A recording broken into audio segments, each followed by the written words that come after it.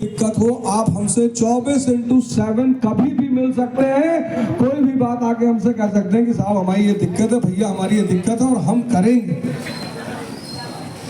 हम आपके सारे काम को करेंगे जो भी आपकी प्रॉब्लम है। जैसे कि कहा अभी तोमर साहब आपसे कह रहे थे कि राजनीति शिक्षक अगर राजनीति में आएगा तो राजनीति की दिशा बदलेगी। सबसे बड़ी बात, मैं यहाँ युवाओं से मिल रहा हूँ, लड़कों से मिल रहा हूँ, बच्चों से मिल रहा हूँ, और आज का जो दौर है वो युवाओं के लिए सबसे बड़ा भटकाव का दौर है। अगर आप हमें चुनते हो, मैं आपके बच्चों को भटकने नहीं दूंगा।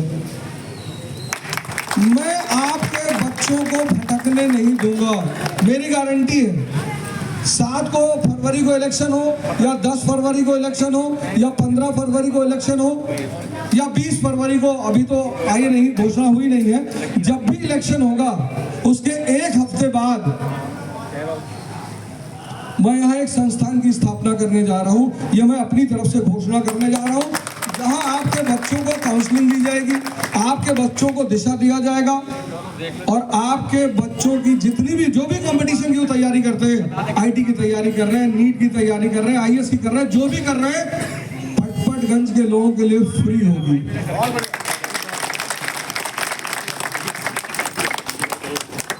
आम आदमी पार्टी हम ही लोगों ने बनाई। ये एक ऐसी पार्टी है हिंदुस्तान की जिसको जनता ने बनाया है। मैं जिससे भी मिलता हूँ कहता भैया हम आंदोलन में थे। भैया इस विधानसभा में मुझे ऐसे 100 लोग मिले हैं जो आंदोलन में थे। कुछ लोग तो खैर साथ में यहीं खड़े हुए हैं आंदोलन में, और आंदोलन के बाद पार्टी बनी, पार्टी से जुड़े, और कैसे हमारे नेताओं ने राजनीति की दिशा बदली। पहले लोग बड़ी बड़ी गाड़ियों में घूमकर ऐसे हाथ उठाकर जनता को चले आते थे, लेकिन आम आदमी पार्टी जब आई चुनाव के मैदान में तो पहली बार ऐसा हुआ कि राजनेता गली गली में घूम के सबसे हाथ मिलाने लगे, गले मिलने लगे। क्यों? क्योंकि जनता की सरकार है। तो सरकार को जो करना है वो तो सरकार करेगी, और सरकार विकास कार्य करेगी ही करेगी, क्योंकि उसे हर 5 साल बाद जनता को रिपोर्ट देना होता है। आप बस एक गलती करते हो, छोटी सी। जैसे आप अपने बच्चे का रिपोर्ट कार्ड चेक करते हो, गणित में कितना नंबर है, साइंस में कितना नंबर है, समाज शास्त्र में कितना नंबर है, ऐसे जब नेता आपके पास आया करे बोलने के लिए तो आप खड़े होकर पूछ लिया करो कि शिक्षा में कितना पैसा दिए नेताजी। दिल्ली राज्य की शिक्षा में राज्य सरकार ने कितना पैसा दिया है? पर आप पूछ ही नहीं रहे हो।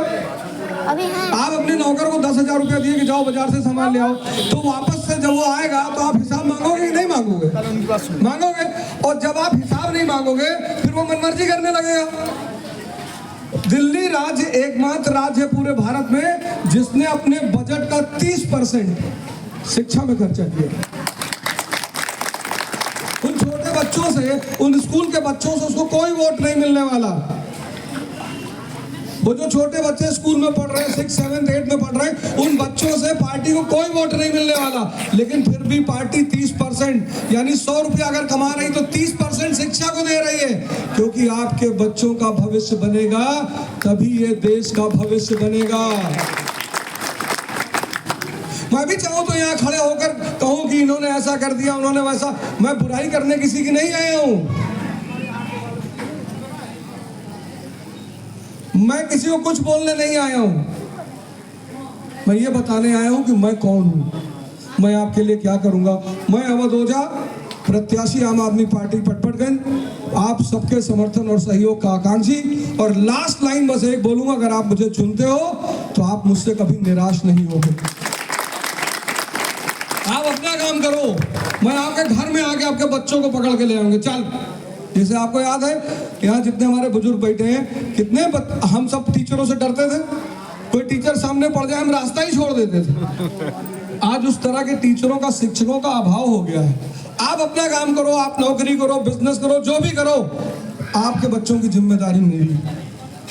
बाकी सारे काम तो मैं करूंगा ही करूंगा, एक अतिरिक्त काम मेरा ये होगा।